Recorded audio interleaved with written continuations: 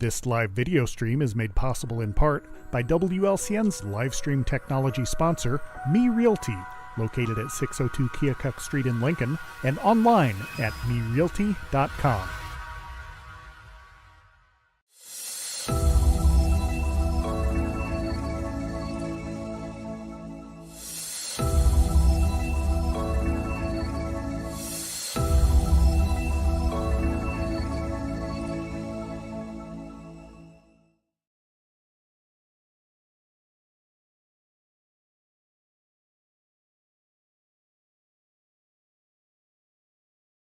Good morning, everyone. Thank you for tuning in to Viewpoint on 96.3 FM WLCN. Today we have a wonderful guest with us, Bill Walter. And before we get to him in Viewpoint fashion, kudos, food for thoughts, whatever we want to call it in Viewpoint fashion. Thank you to our community. It's a wonderful community. It's a giving community. And if you cannot give monetary donations or anything like that, I think myself personally, the most valuable thing you can give back to the community is your time.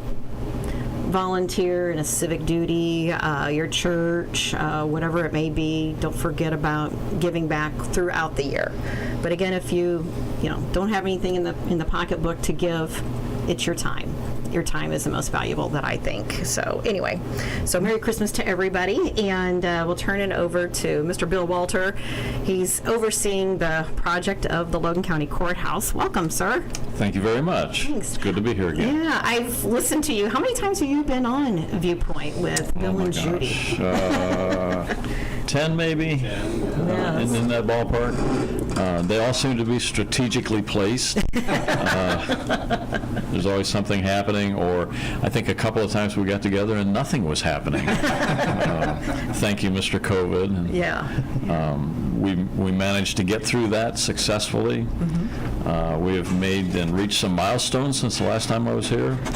I think the majority of people can now see the dome, the copper that's up there, and as of last week we had quite a lighting display for It is beautiful. the Christmas parade. Yeah. Just in time. I think it was the day before we got things from a computer standpoint all synced up, and it was a very good complement to the Christmas trees that are around the pardon me, courthouse.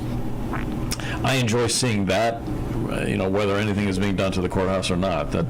That's quite an undertaking and very successful one. People are excited about that. So the lights then, throughout the year, they can change those, make them interchangeable for colors, I guess is Exactly. what I'm saying. So. Exactly. We're just as for instance, Valentine's Day would be red, Breast Cancer Month would be pink, and there's a variety of possibilities. I think right now it's limited, but the programs, as they're updated, will be able to incorporate more color spectrums. We certainly have enough fixtures on the building so that we can, it's not just like one elevation is one color, another elevation is, they're strategically positioned on the columns and the windows and the pilasters between the windows so that you're shining on solid surface, or you're being complemented by the water tables or the entablature up above. It makes a nice portrait of what it is you're trying to get across in a nice, comfortable way. So far, it doesn't seem to be outrageous or No, it's too very garish. tastefully done. It's beautiful. And we can tone that down. I think the colors for the railers is red, green, and white, and we've got a display for that.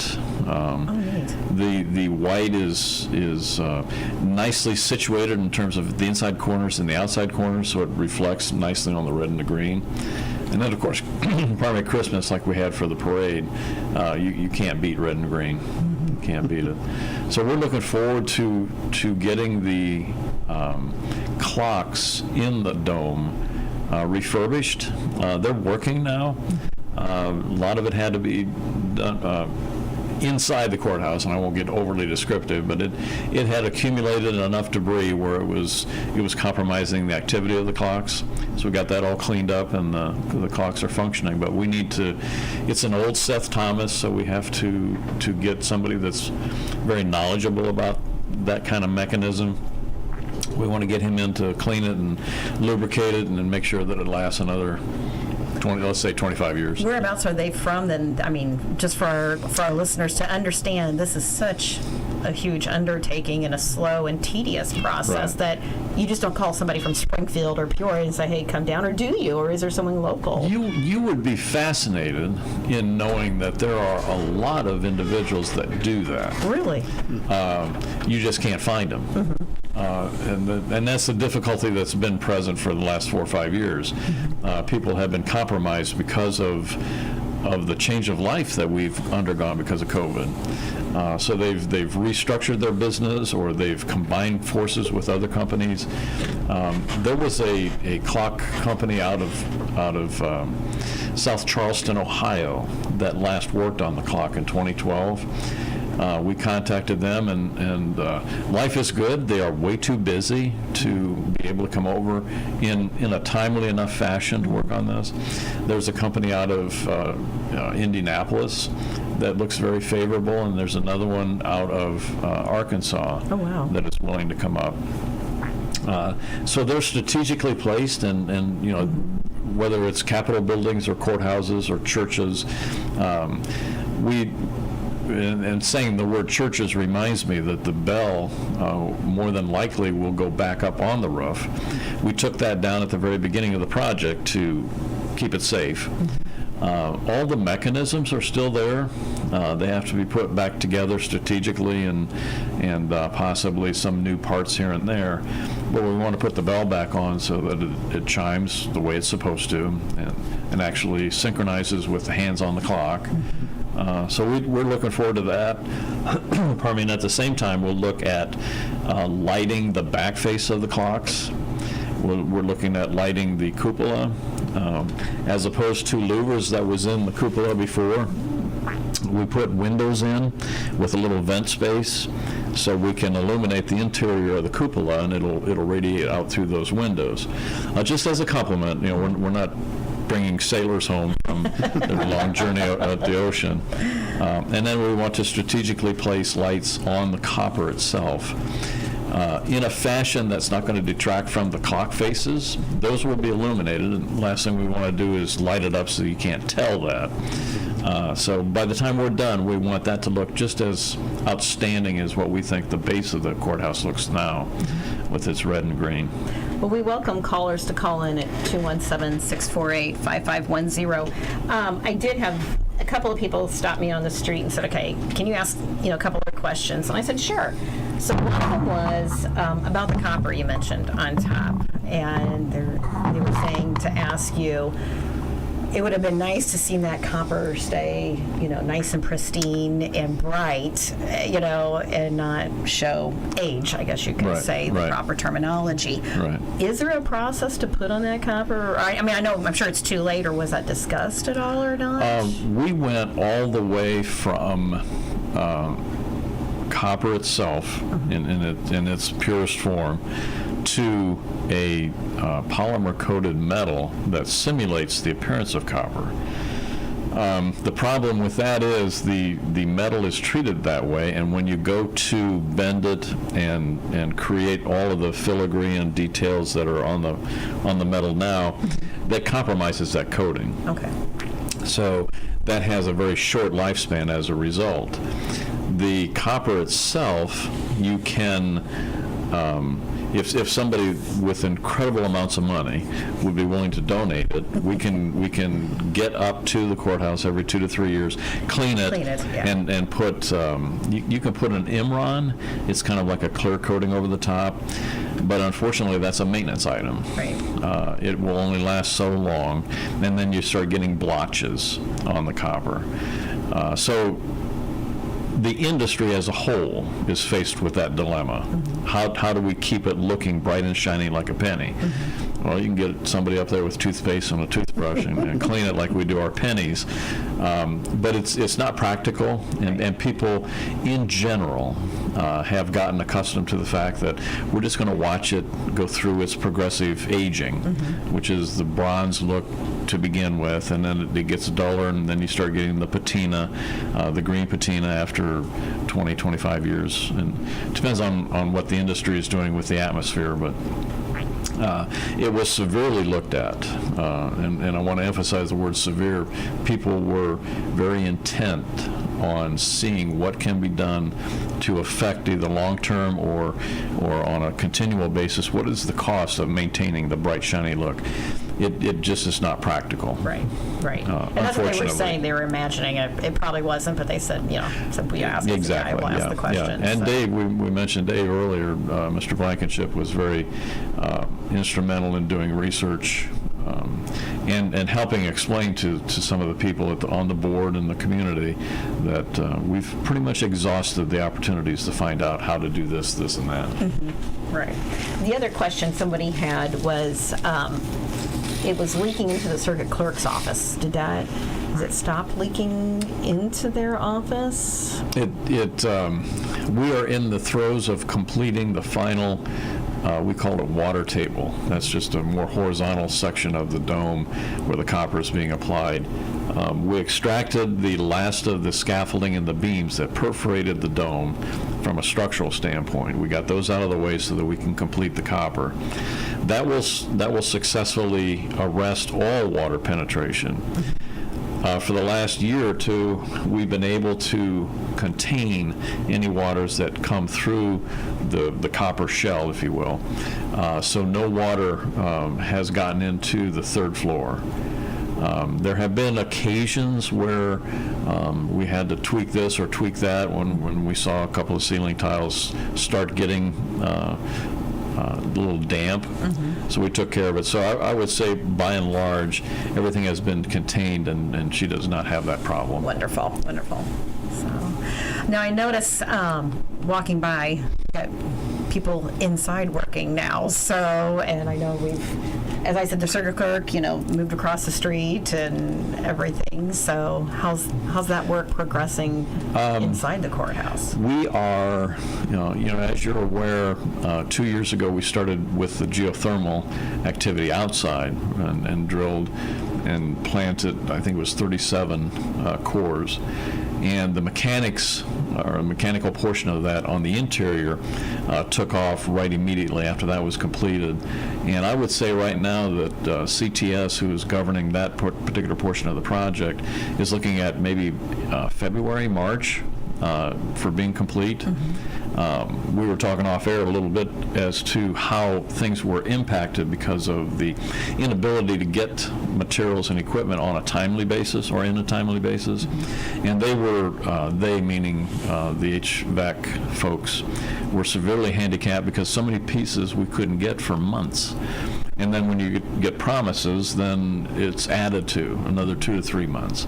They finally got everything over the summer and were able to slam everything together. One thing that happens when you're waiting for a piece, you can do everything else.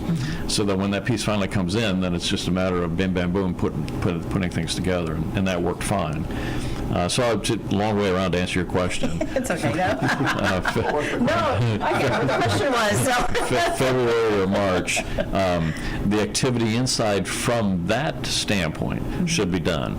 We are now in the process of putting together things like repairing the tile floor, replacing windows, restoring the exterior sandstone of the building, upgrading the technical IT portion of the courthouse, getting the security upgraded, getting the courtrooms themselves upgraded. And there's a list of do's and don'ts that you have to follow by state ordinance for the courtroom upgrade, so we're abiding by that. But the judges and everybody will see a distinct difference in terms of the smoothness and the security that will be in the courthouse. I know that you mentioned security, and if some people haven't noticed, security cameras are on the outside of the courthouse now, on all the corners. Yep. So. Sheriff Landers did a good job. He, from a review standpoint, there's not a lot that can happen around the courthouse without him knowing about it. Which is Jim better behave. yeah. And the bushes are going to stay for right now. Is that why you're broadcasting the other day on the other side of the courthouse for the parade, Jim? So the interior activity from an HVAC standpoint will come to a close, and then also incorporates new drop ceiling, new light fixtures that are all LED. So from an energy standpoint, the whole goal in a lot of this was a more efficient, number one, to have a system, period. As you know, the courthouse was operating on 2 boilers that were older than dirt and hanging on. Kind of like the boiler system in Christmas Story, where Dad goes downstairs and beats on it and comes up. And I think that's almost exactly the dag-nabbit yes. of it, and yeah. Exactly. Yeah. So that is going to be a phenomenal upgrade. The climate control in that courthouse is part of the reason why a lot of the things didn't survive well.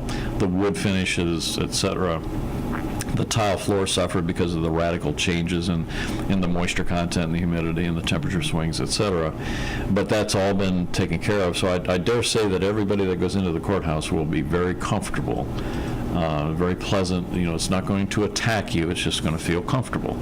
And that was the nice thing about the way that the system was designed, so that it would create a nice feeling without feeling a lot of air blowing on you, et cetera. And the window air conditioners will come out too. They're all going to go away. Wonderful. They're all going to go away. And we want to pardon me, complement that system by putting in the new windows. It's unfortunate that those windows did not do well over the long term, and the seals were such that on a windy day, which, oh my gosh, is every day here in Lincoln, right. people can feel a breeze, no matter how tight you think you have those. So those things are necessary so that all the hard work that's been done doesn't go to waste. So it's a true maintenance, that's upgrade. Absolutely. If you want to call it. Absolutely. And, as we discussed, like you said, off air, it started in 2019. And if some people forget, we had 2020, so we had, everything took a hiatus, and then getting caught up, and people just need to, go, okay, we have to have patience here. They've done very well. They've done very well, and like anything else in life, you have your bumps, and I likened it to a roller coaster. A roller coaster is not fun because it's all one level. It changes. You experience the highs and the lows, and the highs mean something because you have the lows. The people, by and large, have done very well as far as patience is concerned, as far as understanding. It's not like we're unique, like we're the only aspect that was phased by COVID. Everybody in their personal life, their business life, everything was affected by it. So we were all talking the same language. Right. But still, you get tired of seeing the scaffolding up, and you get tired of seeing the inactivity or what is perceived as inactivity. And I have to compliment, and I will forever compliment the people that have been so close to this project, and they have maintained themselves, and they've given us basically a ton of support, And we were talking, now that the steel is off the copper dome, people can see the results of all the hard work, and that makes it much better. Right.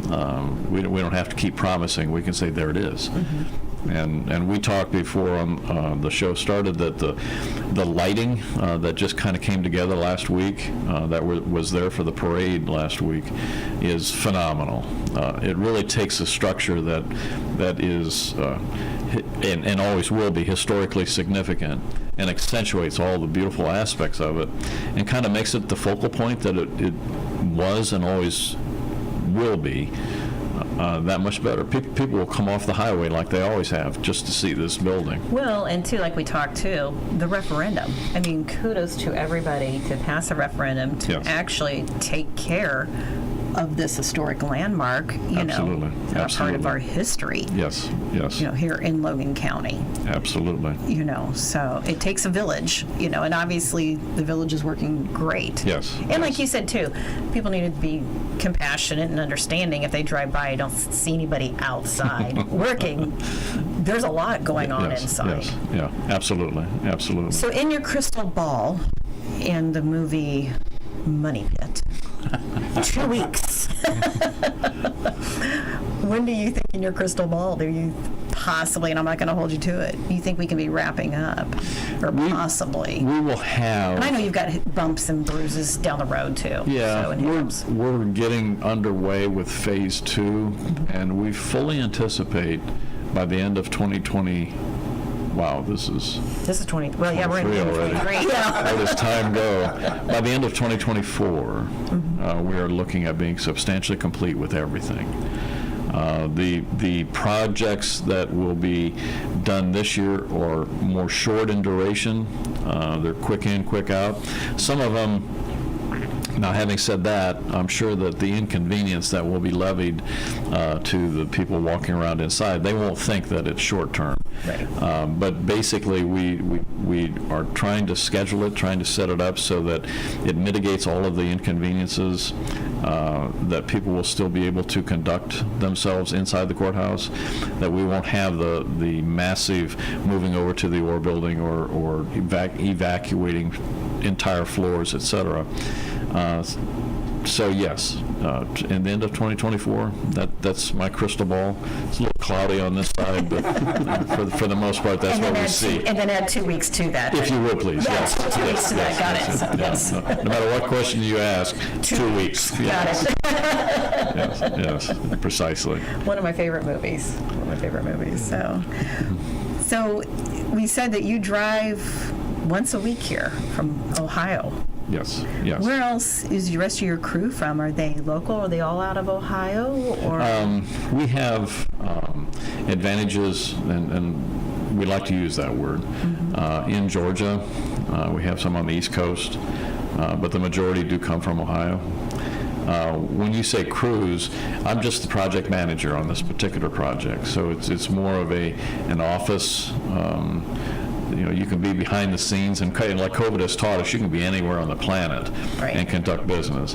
But every once in a while, you do have to come here and look and see exactly what's being done, and not necessarily critique, but be available to say, I think we should move a little bit to the left or a little bit to the right, whatever that may mean for a particular project.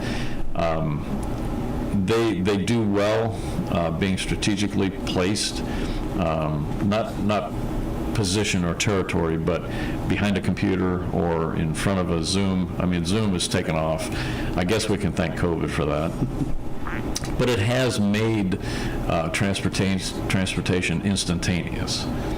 You can be talking about a project that maybe exists in Florida, and you can have people spaced all over the United States, and it's as if you're all in Florida.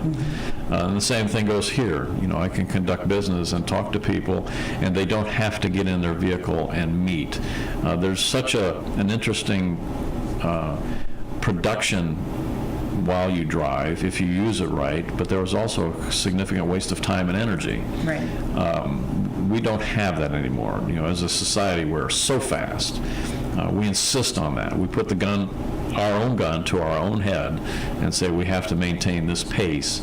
But the Zoom calls and the team meetings, Microsoft meetings, et cetera, have made so many things so much more, I won't say easy, but possible. And accessible. Totally accessible. It's right out the accessibility of everybody. Yeah. I remember the days when we didn't have cell phones, when we just had maybe pagers. And every step of the technology, we ask ourselves, how did we ever survive without this? Nicely, we did. We were ignorant, and that helped. But it certainly has been strategic as far as how we're able to use it and use it to our advantage. And projects like this have done very well because of it. The relations that we had with the copper people, for instance, all long distance, incredibly long distance. But the computer and the video chatting, et cetera, even to the point where they were able to take a camera into their workstation and show us things 1,000 miles away, and we were able to comment as if we were standing there. Where did the copper come from? A lot of it came from Canada. Really? There are supply places in Chicago that produced the copper as well, and produced the copper in the form that we needed it. And that was part of the reason why the COVID had such an impact, because commerce was shut down between the U.S. and Canada. The prices as a result, we didn't know, nobody knew at that time, well, how long is this all going to take? We had one faction that said just a couple of weeks. We had another faction that said could be forever. This could change things forever. So we looked domestically as far as what we could do from a copper standpoint, and the prices just went out of orbit. And we were presented with the situation, wow, what do we do? Do we spend 2 to 3 times the amount for the copper, or do we maintain a steady, firm resistance and hope that things will rectify themselves?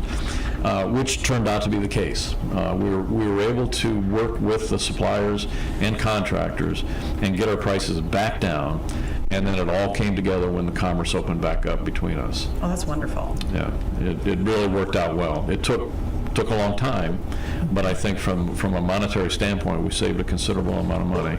Now, correct me if I'm wrong, when you look up there, you still see steel beams on each corner, correct, at an Yes. angle? Yeah. Those Stay up there, or will those come down? No, those will be coming down. The last modicum of support that the guys need to finish the very base of the dome should end the first or second week of January. So at that particular point, we're free to take those beams down. All the interior in the attic of the courthouse, all of that structural bolstering that was done at the beginning of the project will come out.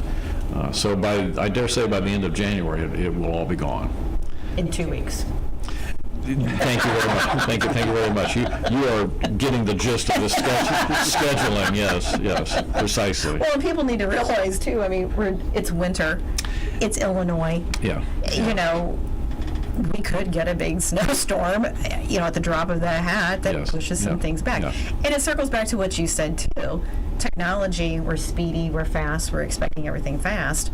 However, we still need to exercise patience Yes, and, realize that. Just when we think we are smarter than the average bear, Mother Nature steps in and says, "Well, just wait a minute. Let me show you this." Let's put you on pause for a minute. For the first time in 20 years, we'll have that foot of snow in January, and then it's not going to be 2 weeks. It'll be 2 times, 3 times, 4 times 2 weeks. But based on, if you can go by any historical data, this is what we anticipate. Well, it looks wonderful. It really does. Thank you. It does. Yeah. Lloyd, Jim, you guys have any questions for Bill? I just remember last time you were here, or one of the previous times you were here, you had talked about how you need to go in and do the work you're doing with the modern advantages, I guess, that we have versus what was prevalent at the time, the construction methods and so forth. Has that gone as well? Have you discovered any sort of hidden treasures as you've gone through the process? I've been sworn to secrecy on so many of that. There are things that still to this day, I'll go up into the attic of the courthouse and I'll scratch my head and think, our perception is that somehow we were smarter than they were 100 years ago or 200 years ago. And I do a good job arguing with people and say, no, we're actually dumber. We don't have to be smart. The computers do that for us. AI, everybody keeps talking about AI, and that is going to make us even more dumb. We'll just push a button and we'll have an answer. We don't have to think anymore. Yeah. Try and ask someone their phone number. They usually don't know it. Oh my gosh, yeah, speed dial. But 100 years ago or 150 years ago, when you look at the things that men and women created and put together with nothing available to them like we have today, that's amazing. That is totally phenomenal. And much of it was done because they thought they had to. That there was no option, there was no alternative. Today, craftsmen are always presented with an option. And if you don't want to do it this way, do it that way. If you don't want to use a regular screwdriver, use a power screwdriver. I think that at some point we'll have a day of reckoning where it will come to pass and people will have to start doing thinking again.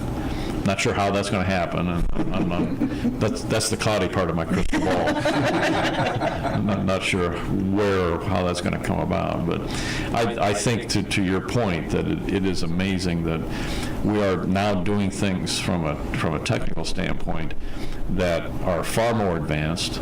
But I dare say, I had the opportunity to walk up and look at the craftsmen that were doing the copper work, and so much of that was hand assembled, hand fabricated in terms of the finite detailing and how the pieces were going to go together. All of that was done the same way they did 100 years ago. So I'm virtually a time traveler. I get to see things happening because of the computer, because of the advances in the heating and ventilating technologies, and then walk up to the copper and go back in time and see how they did it. And these guys are just amazing craftsmen. So terribly proud. We have been fortunate to talk about the copper people to have 3 of the top 5 metal copper metal people in the world working on this Didn't project. you say they studied in France, or there was some sort of connection to France? I think I remember last time. The last 3 projects that the lead here has done have been in Europe, which we know is the mecca of all the historical structures. So when you learn from the people that have lived, breathed, and died that profession, you're going to learn something. That is fascinating. Yeah. We've been very fortunate. They have won the award in the United States, which is a worldwide competition for the #1 copper project. We've entered this project. For the next go-around, we'll see how we do. We'll see how we do. But it is that awesome. Takes your breath away. Yeah, we're very fortunate. We are. Very fortunate. Absolutely. Well, Bill, I appreciate you coming to the Radio Ranch again. So I'm sure we were going to have you on again for another 2-week update. Please So as we do. call it. Please do. Yes. I'll be here in 2 weeks. But Merry Christmas to you and your family and to all the crew there. Please tell them. I will pass that on, and Merry Christmas to you all, too. So thank you all for tuning into Viewpoint on 96.3 FM. The Lord and weather willing, we'll be back next week. This live video stream is made possible in part by WLCN's live stream technology sponsor, Me Realty, located at 602 Keokuk Street in Lincoln, and online at merealty.com.